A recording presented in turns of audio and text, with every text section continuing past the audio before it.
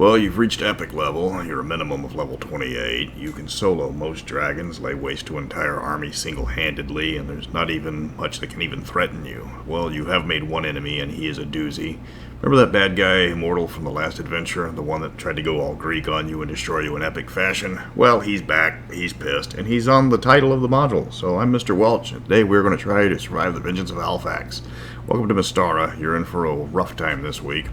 Vengeance of Alphaks was written by Skip Williams, best known for his work on 3rd edition D&D, as well as being the main contributor to the Sage Advice column back in Dragon magazine, mainly by default because nobody else wanted the job. The cover is Jeff Easley, and that Pegatar has been seen on many a TSR product when they needed an epic-looking monster.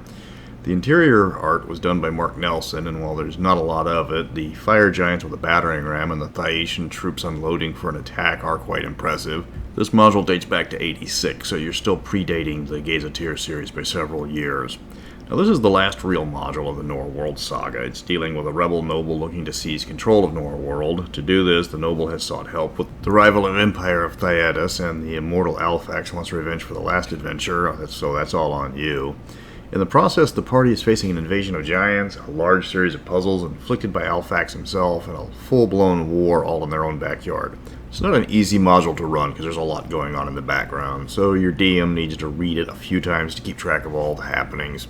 First thing you're going to notice is this module is extremely high level. Minimum recommended level is 28, like I mentioned. You're just a few levels away from immortality, and you're going to have to face nothing but monsters that would have squished you just a few levels ago.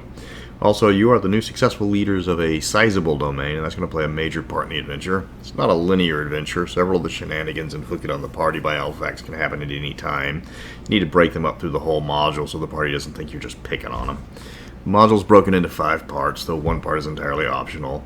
First part of the combat is your domain under attack by numerous giants. You have some dream sequences that are filled with foreshadowing, which can help you, the party, in upcoming events. You get a little nudge early from an NPC that knows the way to stop the giant raids. When you get there, the guy running the giants actually wants to make you a business offer to find some lost artifact. If you take it, the raids stop and you miss the second part of the module, but then you don't have to fight your way through a short dungeon. This is a strange module to run because it's all over the place. Part 1 is a wilderness adventure hunting down the giants. Part 2 is a dungeon crawl where you get rid of the leader of the giants. The third part is a half dungeon crawl and half dealing with Alphaks screwing with your domains through proxy, though most of the time you're just running around answering problems.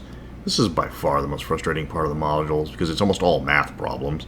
When you get to the meat of the module, which is a rather large, drawn-out war using the war machine system to determine the fate of Norworld, the module stops being an RPG at this time and pretty much goes into wargame territory. Yes, you can have a lot of role-playing downtime during this, but you're still moving armies of 3 nations across a map. After you decide whether Norworld is conquered or freed, you finish the module by storming the flying castle that's featured on the cover. Played as written, the module is extremely disjointed. First off, Norworld is, as written in Dawn of the Emperor, has no intention of breaking away. So King Arachal, who is the son of the Empress and would have no reason to try to succeed his kingdom from the Empire, as Theatis would just jump all over him. There is some continuity errors between the module, which was written 3 years before the official timeline came out. You can fix this by having Arachal try to stay autonomous in Alphasia rather than just completely break away. The 2 chapters that stick out like sore thumbs are the puzzle and war chapters. Having massively powerful characters walking around a random cave complex, answering logic problems is a waste of time. You are master level characters. You could smoke Elminster while waiting for the kettle to boil during afternoon tea. To get sidetracked by some imp that's leading you around from puzzle to puzzle that adds nothing to the plot, makes your players think that you're stalling for time. The whole section reads like padding. Alphaks doesn't actually appear in this module. All the chaos he unleashes is done behind the scenes. Doesn't actually tell you he's behind everything, but it's the title of the bloody module. So the identity of the big bad really isn't a mystery.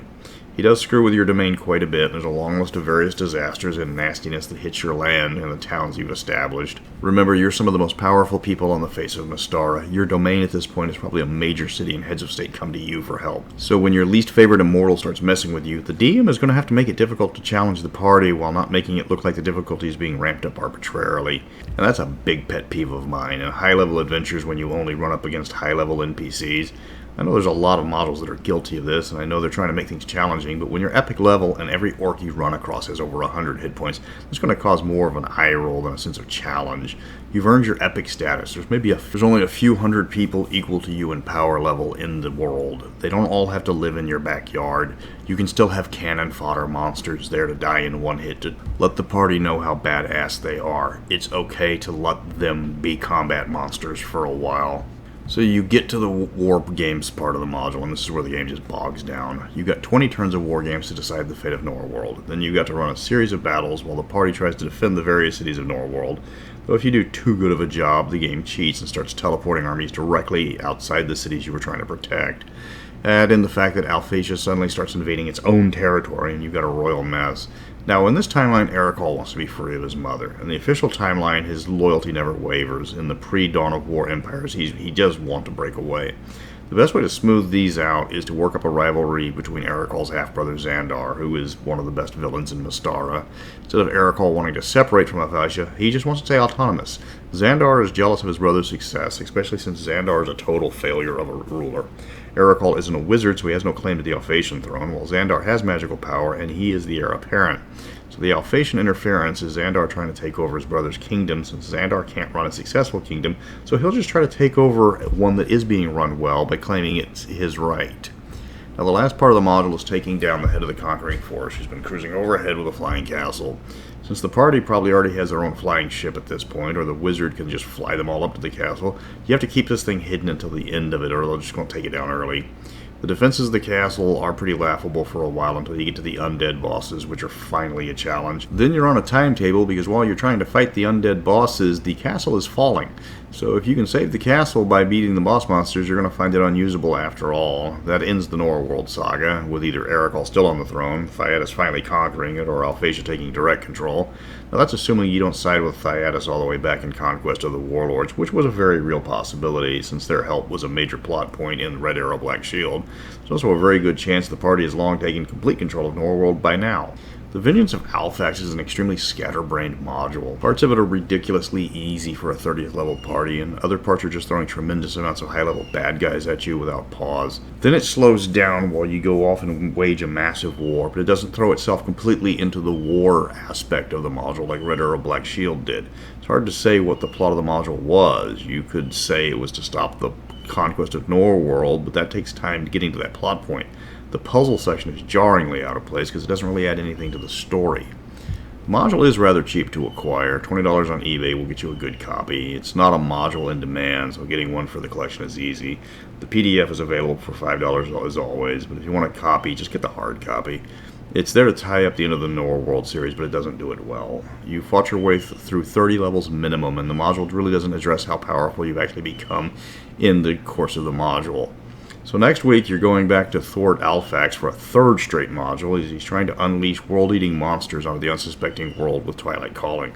This is the first real dimension-hopping module that's caused a whole bunch of confusion at the Vaults of Pandios, because it does contradict quite a bit of other written lore by the other sources.